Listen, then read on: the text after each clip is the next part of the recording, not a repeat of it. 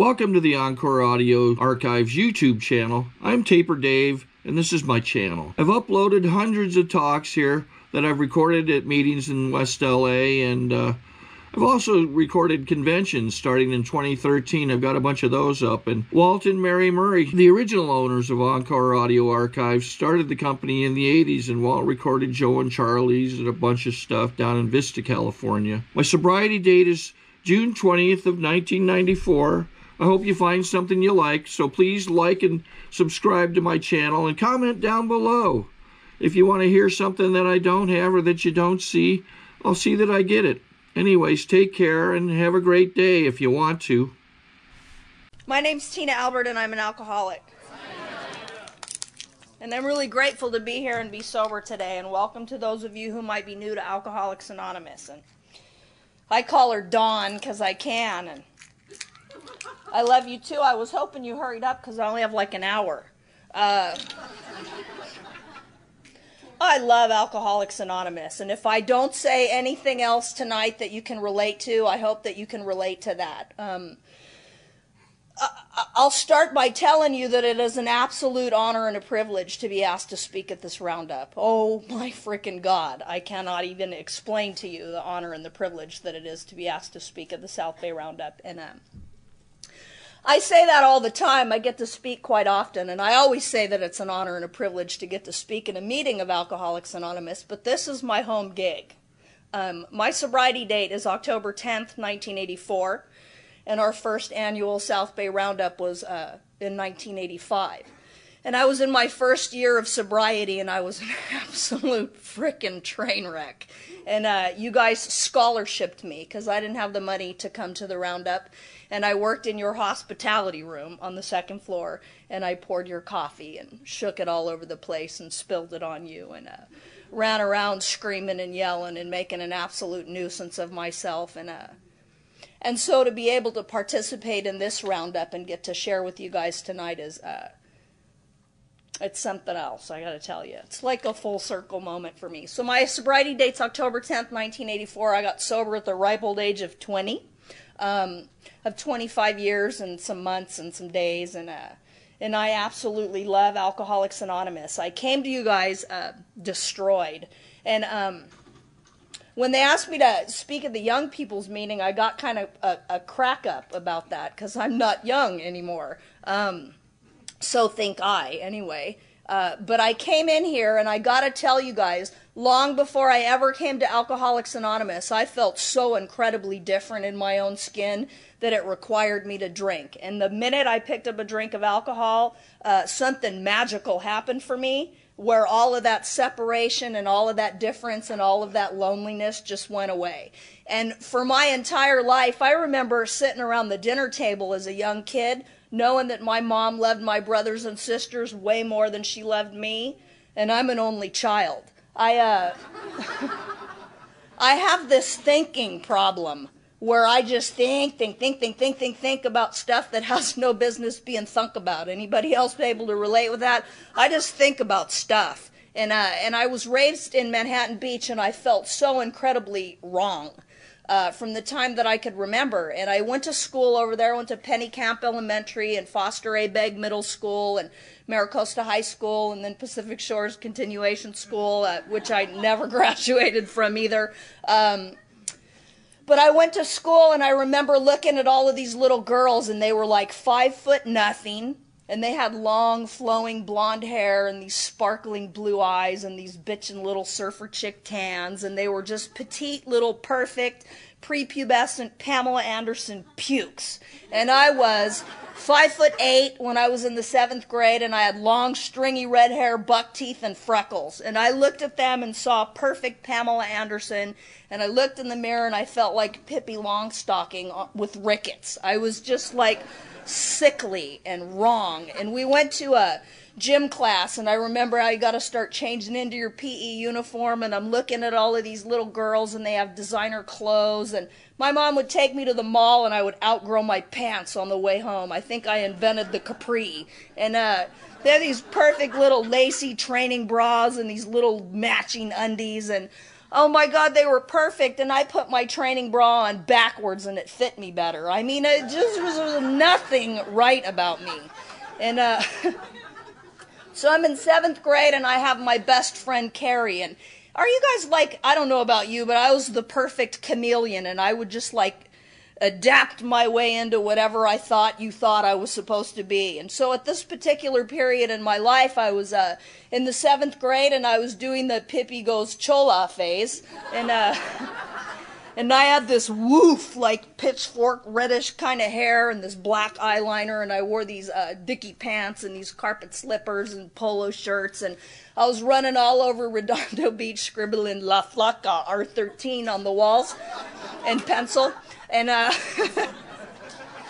praying to God like nobody figures out who La Flaca is, right? And I'm just so wrong in my own skin. And so I'm hanging out with this girl. She's my absolute best friend in the whole world, and her name's Carrie. And I love Carrie more than any other girl in the whole school, because she's Italian and her teeth are bigger than mine are. So she was like an instant boost to my self-esteem. And so we cut school and we went to her house and we're drinking this scotch. We cracked the paper seal off of the scotch bottle and we started chugging. And oh my God, I hated that stuff. It burnt all the way down. It burnt all the way back up. It burnt when it flew out of my nose. It burnt when the top of my head flew off. I mean, it was just vile, nasty, rotten, horrible crap. And I swore I wasn't going to drink any more of it, and I watched my friend Carrie take a couple drinks off that bottle, and her face turned this glowy pink, and she wasn't worried about cutting school anymore. And for the first time ever, I intuitively knew that I wanted what she had, and so I started chugging that scotch. And something so profound happened for me that day that I chased it until I was 20 years old. And what happened was, for my entire life, I felt like I was on the outside looking in. Like there was this invisible bubble around y'all, and I was out there, and I could touch the bubble, and I could see you, and I couldn't get in, and I couldn't fit. And I took a drink of scotch, and for the first time in my life, I felt like I fit. Really what happened was I didn't care whether I fit or not. But for the first time ever, I felt like I belonged. And that invisible separation between me and you guys kind of just melted away. And I got to tell you, in that first couple of drinks of scotch, what happened to me was the promises of Alcoholics Anonymous came true in my life, and I didn't even know what they were. And I could go down them like we read in the big book of Alcoholics Anonymous, where I know a new freedom and a new happiness. And then I take another drink, and I don't regret the past, nor wish to shut the door on the miserable 12 years that I spent on this planet without a drink of scotch. And I could go all the way down those promises where alcohol suddenly is doing for me what I can't do for myself. And so as a result of that, you know, my sponsor talks all the time about alcohol doing something for me. And if it doesn't do something for me, it'll never, ever do anything to me. And I think that's a pretty profound statement, because booze did something so profound that I was willing to trade everything that I loved in my life for just one more drink. So we dove into that scotch bottle, and I got to tell you what happened. A couple drinks into that scotch was my hair straightened out, and my teeth shrunk, and my boobs grew, and my freckles disappeared, and I absolutely felt like I was a part of the world, and everything that I thought was broken about me just melted away. And later on that afternoon, my mom was banging on the door because the school had called. We cut school, and I took a butcher knife, I jumped out the back window, and we were running all over Manhattan Beach, hiding from the cops, and they weren't even chasing us. And I was like Pippi's first grand adventure. I had so much fun. And we were climbing fences and hiding in doghouses. I climbed the water tower in Manhattan Beach, and it was just a blast. And about 4 o'clock, I knew I couldn't go home because I was in trouble. So I took my friend's 9-year-old brother, and I ran away from home. Because it seemed like the thing to do. I had one of those alcoholic brilliant moments, and off we went. And I stole a bike from the continuation school. I wrapped a chain around my neck. I put Sean on the handlebars. Had no seat on it, so I had to stand up and pedal. And about 11 o'clock, we had made it to East LA, and I was out of scotch. And I was 12 years old, and Sean was 9, and we were cold, and I had no money. And so for the first and only time in my life, I called the police on myself. And they came and picked us up, and my mom came to the police station, and she was devastated. And I remember like from that time all the way up until probably a couple of years into my sobriety, my mantra, my theme song was, leave me alone. I'm really not hurting anybody but myself. You know, if I really wanted to quit drinking, I certainly could. I just don't want to. And was anybody in here this afternoon when Tammy spoke? She was just rocking. And what she talked about was that invisible line that we cross between social drinking and alcoholism. And Tammy says she doesn't ever remember that line. I remember it vividly when I was around 12 and a half years old, and what happened was I snorted it. And, and that's all I'm going to say about that. But like Tammy, she says she does everything, and I did too. And so I started drinking when I was young, and right after that I did every single thing else that I could get my hands on. And my friend Giovanna up north, she describes it better than anybody that I have ever heard in Alcoholics Anonymous. And she said, I drank alcohol and I snorted alcohol, I popped it, I smoked it, I fried on it, I shot it, I just loved alcohol. And I loved all of those other party favors too, and I normally don't speak about them, and that's really all I'm going to have to say about that. But what happened to me was I loved alcohol best. I absolutely did, and I ended up getting kicked out of Maricosta High School. I drank myself into and out of that school, and I drank myself into and out of Pacific Shores Continuation School, and I never went to school. I had no credits, and when I was in the middle of the 10th grade, my counselor suggested that I take the California High School Proficiency Exam because I had no credits and there was no way I was going to graduate, and so I did that. And I got out of high school and I went to El Camino, and I did the same thing there that I did at my high school. I went to the wall, the parking lot, the bleachers. I drank, I got high, I left campus before I got in trouble, and I had incompletes in all of my classes. And I got this job. I was working at the Burger King. I was a drive-through technician, and makes it sound technical. And I was hanging out the drive-through window, and I was drinking and smoking with a friend of mine in a car who I was giving free food to. They would drive through, I would feed them, and they would feed me.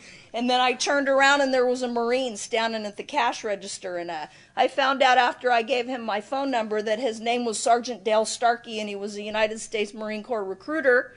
And in case you don't know this, the only thing they want to do is recruit you. And I thought he wanted something else, but I was mistaken about that. I love guys in uniform. So anyway, I found out really quickly that Sergeant Dale Starkey had no intention whatsoever of recruiting me into his United States Marine Corps. But in 1981, he took me next door to the Navy office. And on the December 21st of 1981, I ended up in Navy boot camp. And I was 17 years old and a half. I was the youngest person in my company. I was drunk every single day for a couple of years before I ended up in boot camp, and I was just an absolute nightmare. And I couldn't do what I was told, and I couldn't show up when I was supposed to, and I got in trouble 5 weeks into my boot camp career. I got in trouble for drinking in boot camp, and I met the commanding officer. I had my first non-judicial punishment. They busted me and they almost kicked me out in boot camp, and they let me graduate. I went to A school where they were teaching me to be a cryptologic technician, and I was in naval intelligence. So I'm getting all of these top secret security clearances, and I'm drunk, and I'm leaving base, and I'm drinking on duty, and I'm doing this stuff that I don't want to do. You guys, I don't know if you can relate to that, but I used to do things that I swore I would never do, that I wasn't raised to do, that went against the grain and against everything that I believed in. And I would take a drink and I would do them anyway, and I would have no control over my own behavior. And I graduated from that school after having my second captain's mast in Pensacola, and they sent me to Adak, Alaska during the Cold War era. It's this little Aleutian island off the Kamchatka Strait in Russia.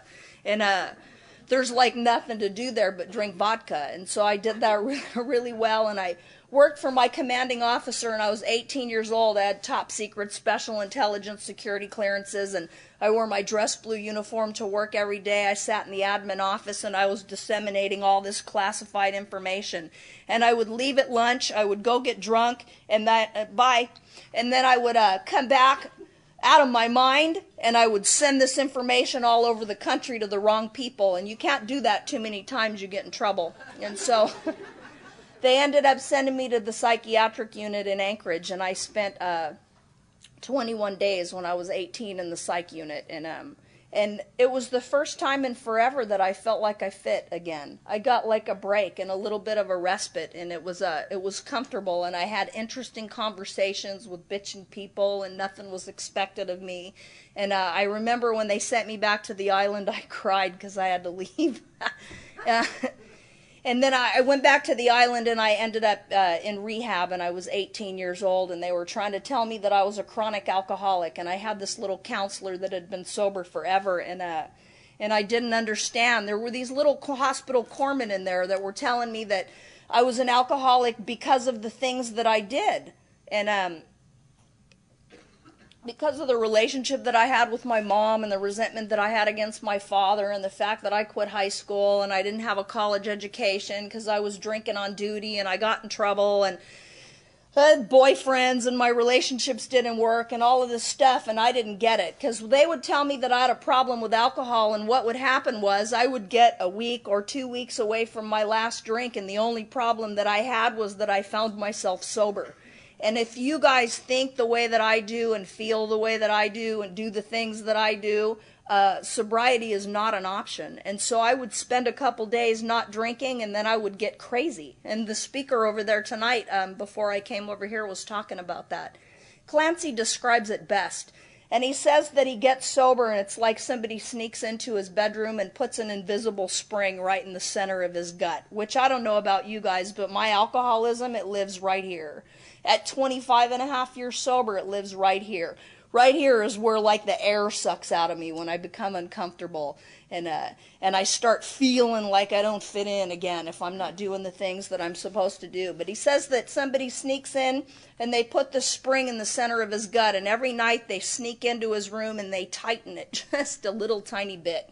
And after a while, that spring becomes so uncomfortable I can't breathe anymore.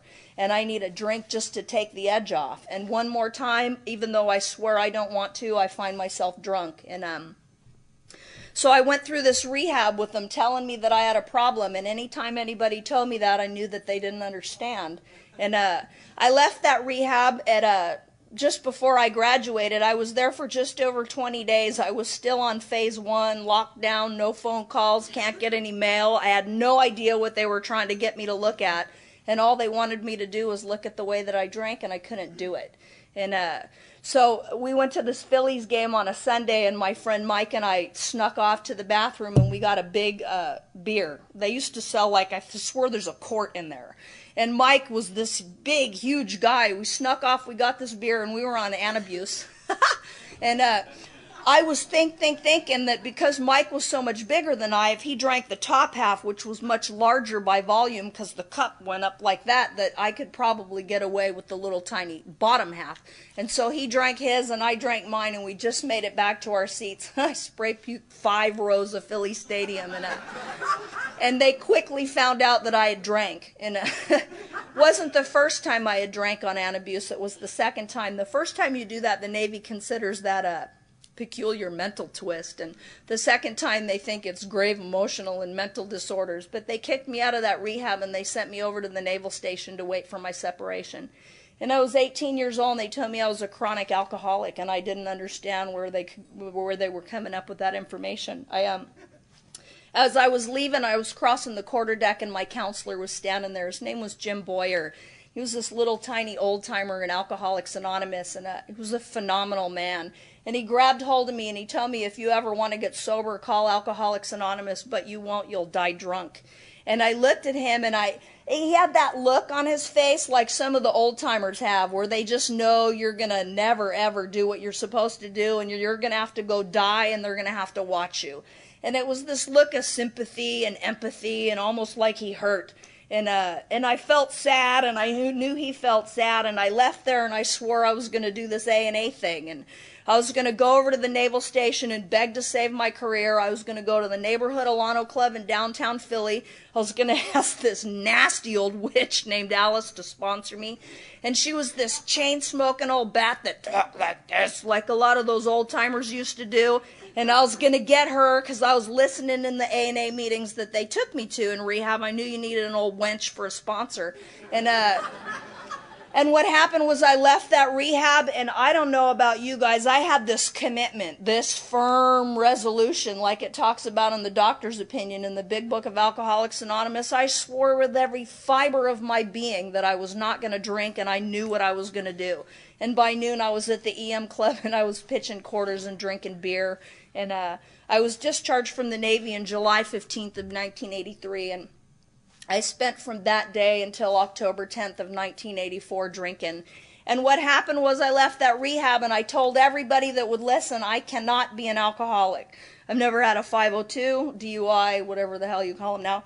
I've never been to jail. I haven't lost any families. I took that 20 questions that said, have you ever lost a job as a result of your drinking? And I put no. Like, I don't know what I thought the Navy was. Like, it's not a job, it's an adventure. But I didn't get it. And so what happened was I spent that year just crossing off every single thing that I used to separate me from you. And on the 9th day of October, I found myself living in this rockin' RV. It was a 1971 MG Midget, and I used to park down at the gas station on Manhattan Avenue. And I had no relationships left with anybody in my life, and I had nowhere to go. And I'm living in this little car, and I'm just dying a day at a time. And just like he was sitting in the seat next to me, I heard Jim say, if you ever want to get sober, call Alcoholics Anonymous, but you won't, you'll die drunk. And that was that moment of clarity that they used to talk about in AA. And I got out of my car and I put a dime in the payphone, and they sent me over to this little guy named Sam answered the phone, and he sent me over to Birch in Hawthorne. And I weighed 120 sucked up pounds, and I had a little bit of jaundice and yellow eyeballs going on because I was suffering from hepatitis that I didn't know about until I had been sober for a little while. I have hep C, chronic hep C, which is not gone now, but that's another story. So I'm a little bit yellow, I'm crazy underweight, I got puke in my hair, and I got that rancid stench that takes like a month or two to wash out of your pores from living in my car. And I went over to this little Alano club in Hawthorne, and I walked in there, and I swear to God, everybody in there looked like they were 137 freaking years old. And they said things to me like, if you want what we have. And I thought, oh my God. If I want what you have, I'm certain I could take it, and I know I can outrun you. And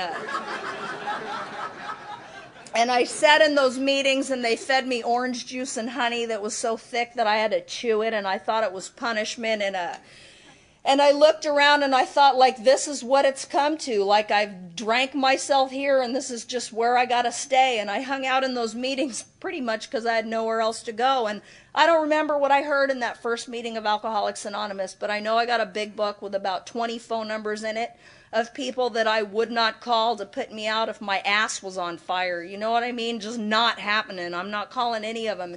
And I left the meeting, and I got into my car, and I had a big bottle of vodka on the seat. And I got out of the car, and I called this woman.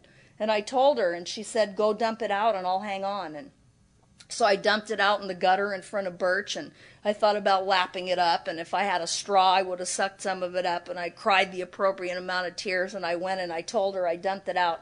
And I was waiting for her to say, good job, honey. Come on over. I'll feed you. You can shower.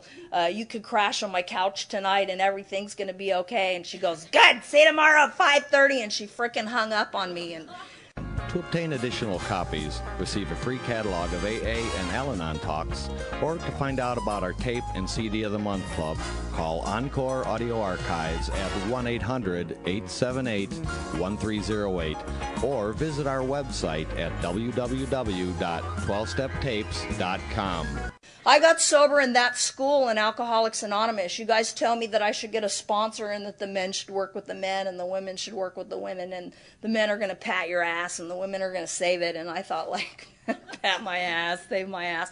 So I asked this guy named Paul to sponsor me, and he was a 65-year-old funky gray-haired eclectic leftover hippie, and he had long gray hair, and he wore these bandanas and all this turquoise jewelry, and he had these black glasses. And I asked him to sponsor me because he was a dude, and I knew I could work him because he was a little old, and I thought I could cry if he was getting on me, and he'd like get up off me or something, and I was certain he wouldn't hurt my feelings, and I could talk him out of some money or whatever. And I asked him to sponsor me, and his size 11 went straight up my ass. It didn't come out for 2 years. And He absolutely saved my life, that old man did. And what he taught me was everything that I needed to know about Alcoholics Anonymous when I was new in here. And I didn't know that's what he was doing. He didn't sit me down and read me the big book. I had this lady named Helen that did that for me.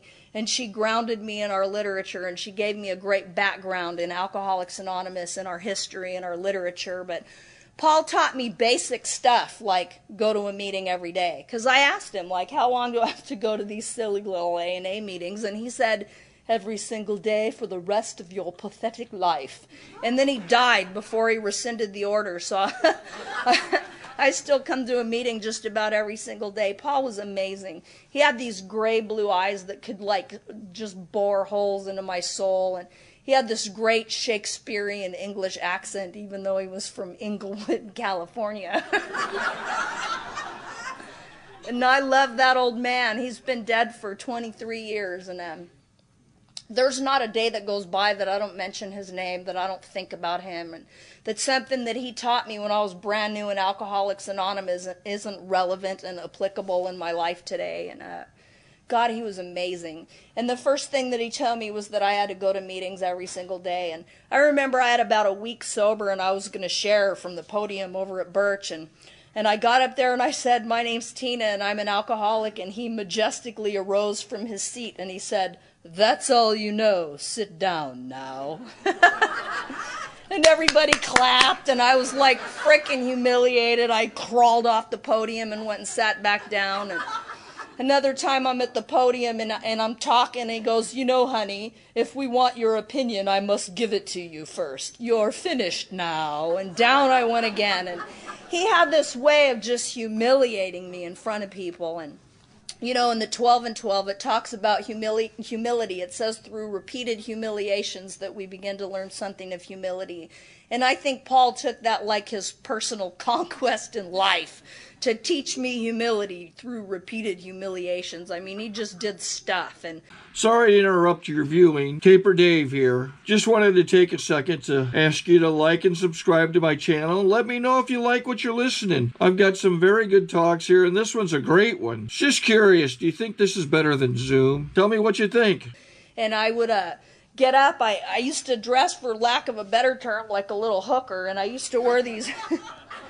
All of these great Al-Anon women would give me their clothes that they didn't want their Alateens wearing anymore. And so I would wear these little mini skirts way up to here and these fishnets and these hooker heels. And then 1980s flash dance hair going on. And I had really low cut blouses. And I would clippity clop all over the place because I couldn't sit down. And and I would get up and go get coffee and go get pee and go outside and smoke and go talk when somebody was reading. Because after all, like, you've heard that 17 times and I've memorized it already. What are you, freaking slow or something? And so I just couldn't sit there. And I got up one time and Paul put his hand on my knee and he pushed me back down into my chair. He goes, if you get out of that chair one more time, you better have piss dribbling down your leg.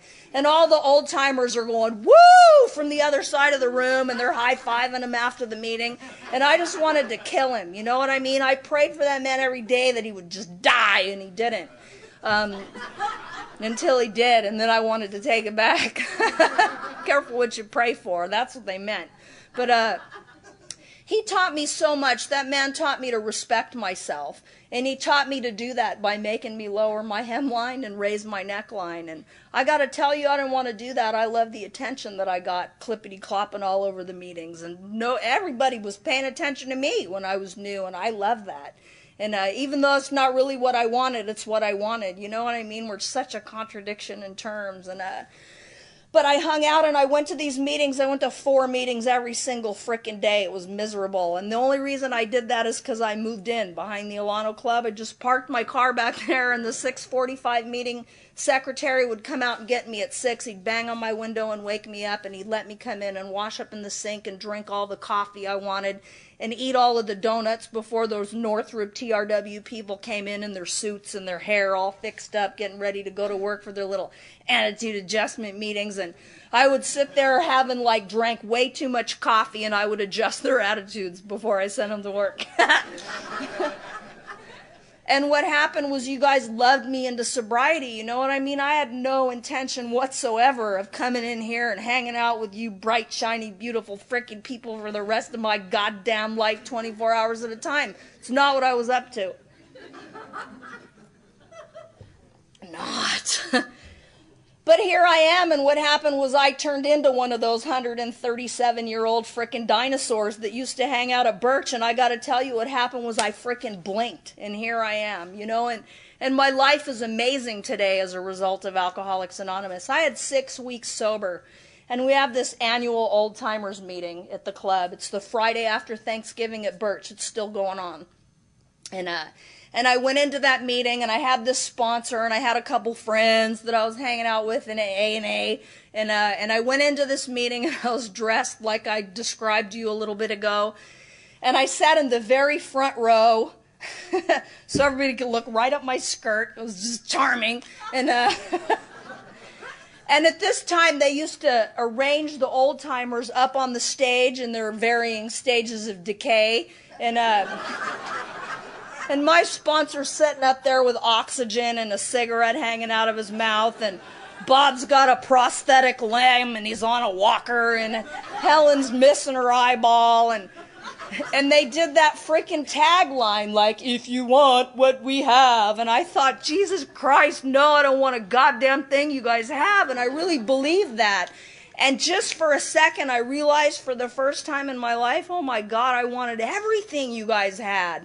And I didn't mean that I wanted the Cadillac that you guys had parked out front. And I didn't want Helen Louise's jewelry because she got up to the podium with all of her diamonds and her full mink coat. And she draped her bling up here. And she said, I swear to God, she looked right at me and she said, honey, wear your sobriety. And I looked down at my fishnets and thought, well, I am. But I realized, like, in that moment, I wanted everything that they had. I wanted that sparkle that they had in their eyes. And I wanted the way that Frank and Francie Priest used to interact together. How even though when they were mad at each other and sitting there like shooting daggers, and Frank would yell at her because he was one of them crusty old-timers that used to say the F word a lot from the podium, and he would look at Francie and he'd do whatever. I wanted that relationship that they had because I had no relationships left in my life that mattered.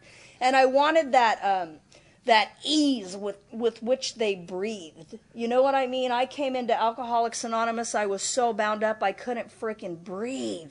And I would sit in these meetings and feel like I'm breathing and there's no air going in, and I'm hyperventilating and I'm bound up and I feel like shit and I don't know what to do. And I got the sponsor, and he told me, go to lots of meetings. I went to 4 meetings every day, and Helen sat me down with her one little eyeball in the meeting room in between the meetings, and she read me the big book of Alcoholics Anonymous. And she read it really slow, one little stupid frickin' sentence at a time, and she looked up these words, and she explained to me what it meant. And she'd go, we're 100 men and women who have recovered, baby. That means we get better in here. We don't have to stay the same. Isn't that great? And I thought, it's just frickin' great, right? And so we read the big book, and Paul taught me what it meant to be an alcoholic, and I had no idea. He sat me down across his kitchen table, and he said, do you believe you're an alcoholic? And I said, yes, I do. And he said, are you willing to go to any lengths for victory over alcohol? I said, well, yes, I am. I was lying a little bit, but I said you, because that's what I was supposed to say, certainly. And he said, are you willing to make a commitment to yourself and to God never to pick up another drink for the rest of your life, 24 hours at a time? And I put on that bold face, I'm lying through my goddamn teeth look, and I said, well, yes, sir, I am. And, and he said, great, what's it mean to be an alcoholic? And I told him absolutely what I believed. I'm an alcoholic because I've now been to county jail, I've had a 502, I'm homeless, I destroyed the relationship with my mom, I got kicked out of the Navy. I used to think I wasn't an alcoholic because I'd not been homeless, I never drank out of paper bags, and I had this vision of what an alcoholic looked like, and all of a sudden now I look like one of them. And I gave him all of this outside stuff that I thought made me an alcoholic. He goes, great. None of that makes you an alcoholic. And I thought, my God, old man, you guys need to make up your frickin' mind. You know what I mean? You're so confusing me. And he told me that you're an alcoholic because you have this mental obsession with a drink.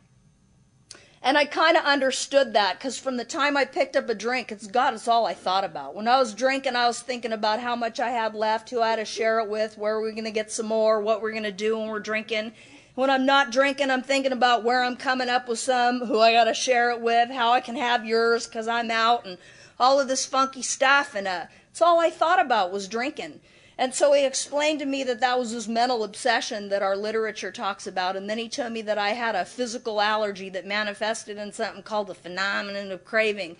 And once I took one drink of alcohol into my body, I craved another one. And I kind of got that, because I don't know about you guys, I never, ever, ever took one social drink in my life. From the time I picked up a drink to the time I took my last one so far, never have I had a social drink. I drink to get drunk. And so he also explained to me, in the doctor's opinion, it says that these men and women aren't drinking to escape, they're drinking to overcome a craving beyond their mental control. And that word craving came up again, and it wasn't a physical thing, because I didn't have the shaky physical craving thing. I had more of that spiritual craving.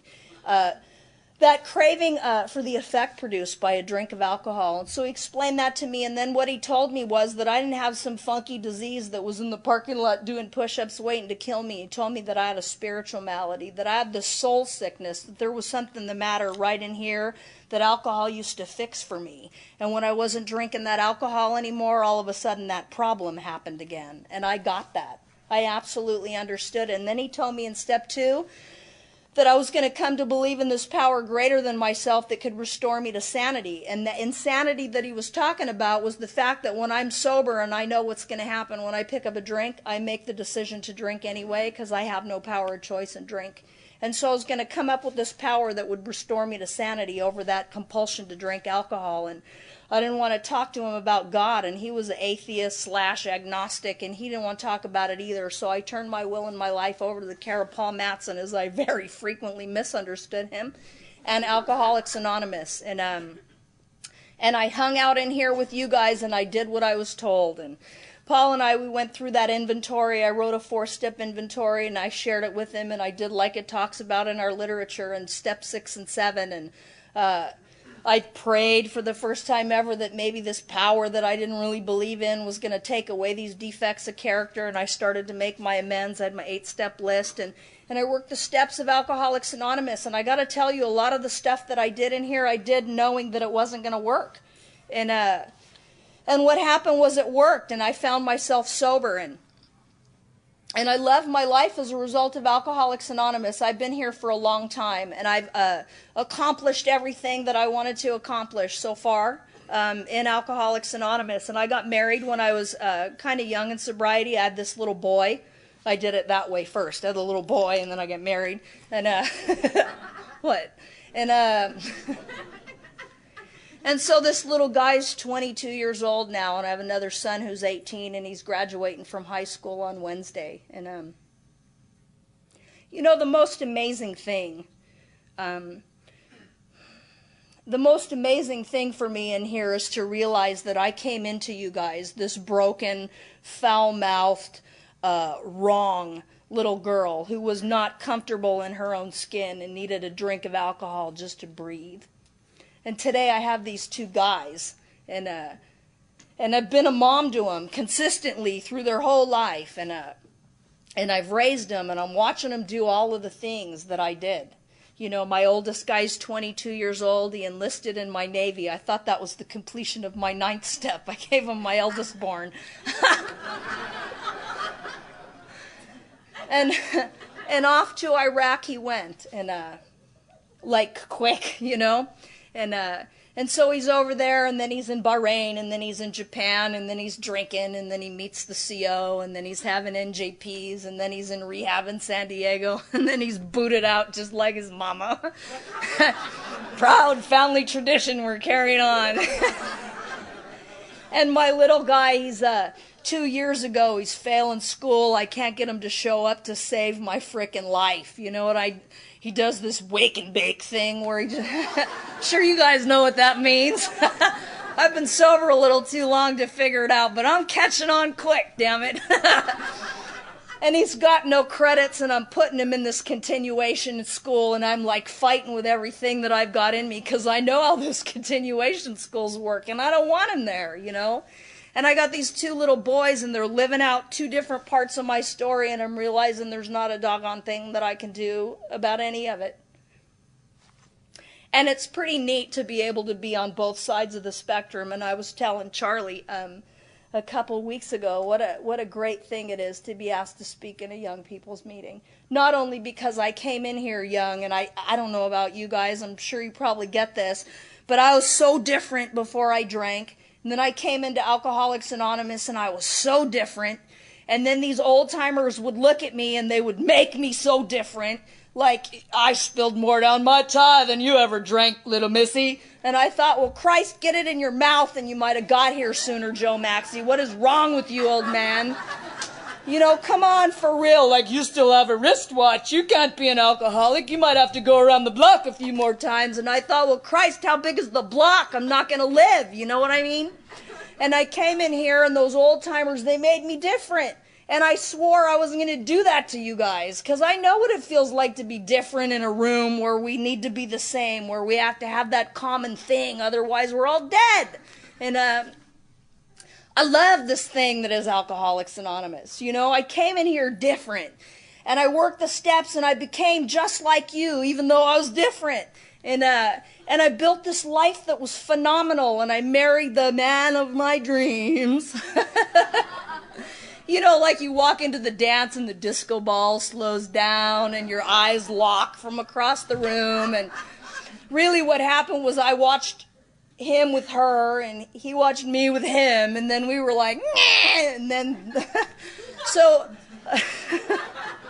well, come on, you know what I'm talking about. So I got married. I'm married 17 and a half years. I have these two amazing kids before they started drinking and getting loaded. And I moved up to Hollister, and I've got this life that's beyond compare, and we're Mr. and Mrs. frickin' AA, you know what I mean? I'm like 21 years sober, and he's got 18, and everybody comes to our house that we bought with the pool, and we're barbecuing and swimming, and all the little sponsies come over every day, and we're reading the big book and working the steps, and I'm like, you know, like it's a crucifix, and I'm going after Dracula or something with this big book, and I mean, you're getting it whether you want it or not. And I sponsor half of frickin' Northern California. I'm like the Clancine of the Central Valley, you know what I mean? And I mean, my life's rocking, and it's everything that I ever dreamed that I could possibly have in here. And all of a sudden, my husband's not coming home at night, and the kid's going off to war, and the little guy's not going to school, and I'm like hanging on for all I am frickin' worth. Like, if you guys would just listen to me, I could fix it. You know what I mean? And I wasn't fixing anything. The harder I hung on, the more out of control everything was. And what happened was that husband decided that at 18 years sober, the next step in his spiritual journey in Alcoholics Anonymous was to become a Hell's Angel. And off he rode on his Harley with the bartender at Payne's. And the kid went off to war, and the little guy's out of control, and I'm dying a day at a time in Alcoholics Anonymous. And what happened was, God bless, I hope you guys never, ever, ever get to this point, but I was 21 years sober, and I was so freaking full of myself. I was so full of this spiritual arrogance that I would sit against the wall with my sunglasses on crying so he couldn't see, so I thought. And I was too prideful to tell you that I was freaking dying and that I didn't know what to do. And I was doing everything that I was taught how to do in Alcoholics Anonymous, except turning anything over to a power greater than myself. Because what had happened was that I caught this little resentment against God. And in step 11 in the 12 and 12, it says that sometimes we're seized with a rebellion so sickening that we simply refuse to pray. And it talks about when the hand of God seems heavy and sometimes unjust. And what happened was, I've had periods in my life where I've had a deep and profound and meaningful connection with a power greater than myself that you guys gave me in Alcoholics Anonymous. It is all because of you, nothing that I do on my own. And then there's times that I wander away because I fancy myself agnostic. I'm full of self-sufficiency and self-reliance, and I freaking got it, and I don't need your help. And every now and then I got this self-doubt going on. And if on page 68 it says, deep down inside every man, woman, and child is the fundamental idea of God, and God resides right here, and I doubt me, then I doubt the power of God that is in me. And so sometimes I can't hook up with that power. And I caught this resentment, and I thought the hand of God was heavy and sometimes unjust, and I turned my back on God, and I set about fixing it. And what happened was I broke everything that was left in my life. I just absolutely decimated it. In the big book of Alcoholics Anonymous, it talks about alcoholism. It says, with it goes the annihilation of all things worthwhile in life. And because I had one of them sponsor thingies that made me look crap up, I looked up the word annihilate. It says to reduce to nothing. And I did that in Alcoholics Anonymous, sitting in the center of you. I reduced everything that mattered to me in my life to nothing. And one more time, I sat in here broken and desperate. And I had to tell you, at 21 years sober, with an ego like mine, let me tell you, I can't do this anymore. I need help. And what I did was I drove down to Los Angeles. I live 4.5 hours north of here. And I drove over to this funky freaking mission on 6th and San Pedro. You know where this is going, right? And I sat across from this cantankerous old man named Clancy Emisland. And I told him, I'm dying in Alcoholics Anonymous, and I will do absolutely anything that you tell me to do, and I won't argue with you, I won't question with you, I won't debate you, just please, you got to help me because I'm dying. And so Clancy's my sponsor, and every Wednesday I drive to my home group, which is the Pacific Group on Sunset Boulevard in Saltaire. It takes me 4.5 or 5 hours. I come down on Wednesday, I have lunch with my sponsor, I go to PG, and then I hang out for a couple days, and then I go home and do this mom thingy with my kids. And what happened was slowly I started rebuilding my life in Alcoholics Anonymous. And today, one more time, it is absolutely everything that I dreamed possible for me I have in my life today. And I got to tell you, it's not the Cadillac outside, and it's not the house that I used to own, and it's not the 780 credit rating, and it's not all of the things that I thought were so important, the career and the things and the things. It's all about these 2 little boys at home that I get to be a service to because God put them in my life for a reason, and I'm their mom. And I promised them when they were little teeny tiny babies that I would do absolutely anything that I could to help these kids and to make sure they had anything they wanted in their life. And I do that today. And I stopped fighting the idea of God because one day I was looking at these boys and I was loving them with every freaking fiber of my being. I love them so much it hurts. And I realized, like, what if this power greater than myself that you guys are trying to connect me to loves me just like that? What if he's just my pops and he loves me just like that? And today, that's pretty much how I pray. And I pray to my dad. And I, like Chuck Chamberlain used to do, get up every morning and say, hey, Dad, it's me, and I'm reporting for duty. And please use me today in whatever way you see fit. And at the end of the day, I go back through my day, and I hope something I did today makes you smile. And that's about as deep and profound as it needs to get for me. You know, I'm going to close with this. I had 13 years sober. I had destroyed my lumbar spine and had this huge surgery that left me with nerve damage in my back. And I was put on Social Security permanent disability, and I'm fighting it. I lost my job. We lost our house. We just lost. And at the end of it, I was on this cruise ship, and I was standing on the deck of this cruise ship. It was the most profound, surreal moment that I had had in 13 years of sobriety. And there was a full moon, and there were all these clouds. The moon was kind of peeking out between them, and whoops! And the moon was reflecting off of the wake that the ship was throwing, and there were like diamonds everywhere. And it was about 1 o'clock in the morning. It was the night of my 13th birthday, and I had on this beautiful formal dress, and I had my hair all done up and my makeup done, and I looked pretty. And I don't know about you guys, but that's always something I have a problem with, because I like beat myself up. But I looked really pretty, and I was standing on the deck of the ship, and I was talking to all those old-timers that were around when I was brand new in Alcoholics Anonymous. And you guys won't remember any of these names, although if you go up to the archives that Jerry's got on the 2nd floor, you'll see their pictures. And there was Frank Priest, and there was my sponsor, Paul Matson.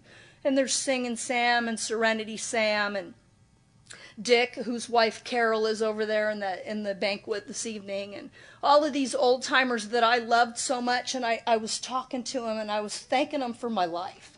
And I was telling them, like, whoever thought 13 years ago when I crawled into Alcoholics Anonymous foul-mouthed and dirty and homeless and broken, and absolutely believing that my life was over and I deserved nothing good in my life because I had just blown it all to smithereens.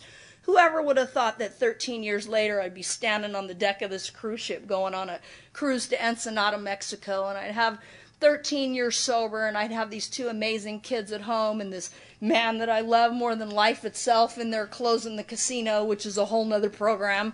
And whoever would have thought? And just like they were standing on the deck of the ship, I could hear each one of them say, like, oh my God, we did, baby. You know, what happened was I came in here desperate, and you saw in me a sober member of Alcoholics Anonymous. And you looked at me and you saw a wife, and you saw a mother, you saw a sponsor and a sponsee and a daughter and everything that I thought that I could never ever be. And it's almost like you breathed them into my very being, like you created me from nothing. I really believe that to be true. And if you're new in Alcoholics Anonymous, we see things in you that, oh my God, you can't possibly see for yourself.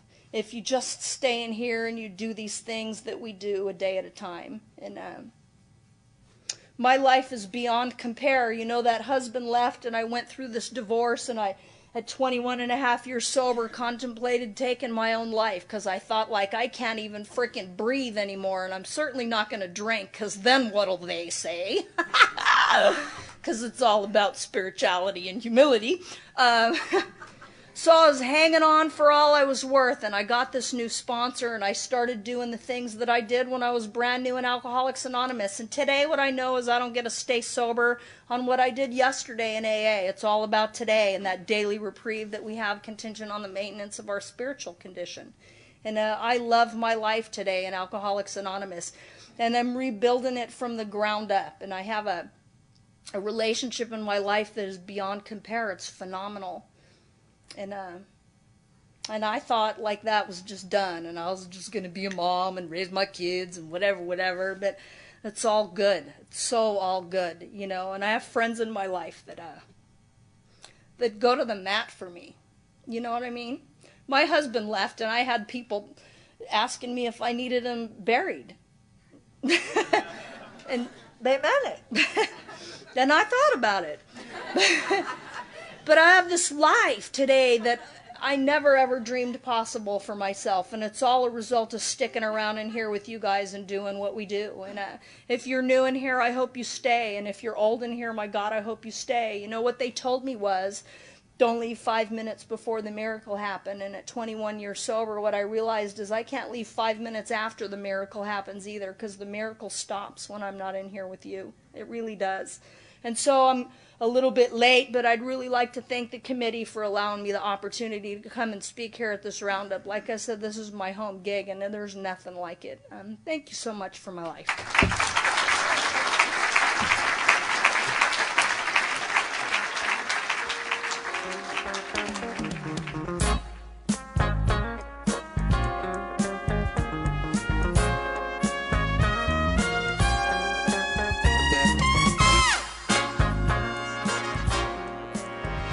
We hope you've enjoyed this recording. To obtain additional copies, receive a free catalog of AA and Al-Anon talks, or to find out about our tape and CD of the Month Club, call Encore Audio Archives at 1-800-878-1308, or visit our website at www.12steptapes.com.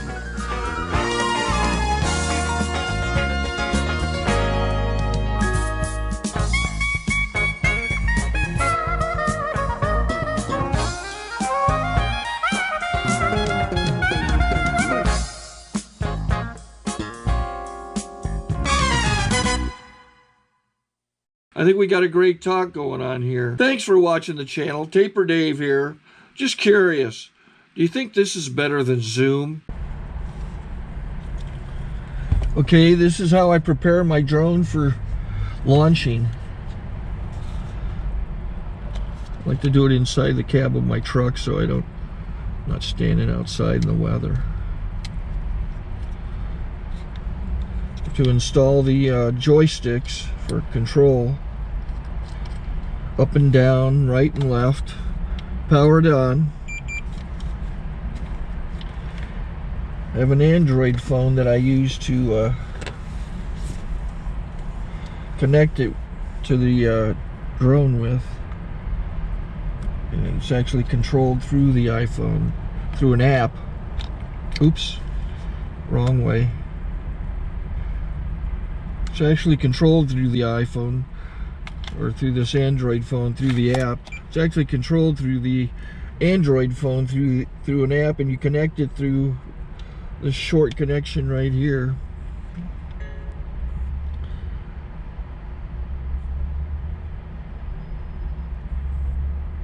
Remote control connected. Remote control's connected. So I pull out the drone. I have to extend the legs. Long legs extended first, then the short legs. Remove the gimbal protector. Set that aside, then power it on one short burst, then one long burst. I lay it down. So I have to go to calibrate. So the drone's not connected yet. It shows you here as this drone gets disconnected, even though the remote's powered on. So the drone has to establish it's connected. So I go into the app to calibration mode. First I'll calibrate the remote controller. Start calibration. Out, in, oop, out, in, up, down, and then this little wheel is to control the gimbal. So it's calibrated. Go to gimbal calibration, start calibration, and then it calibrates the gimbal. I don't know if that shows up. The gimbal's moving all over the place. Changes, you can see it on the video. And I'm calibrated to take off. It's acquired 7 satellites at the moment. There are 26 satellites up in the sky, which it has to acquire before you can take off. So it's connected. It's got enough satellites. This is white. I can go to press this little arrow button, swipe right to take off, and it would start the motors if I slid this to the right. But I'll wait till I get outside. Don't want to do it inside.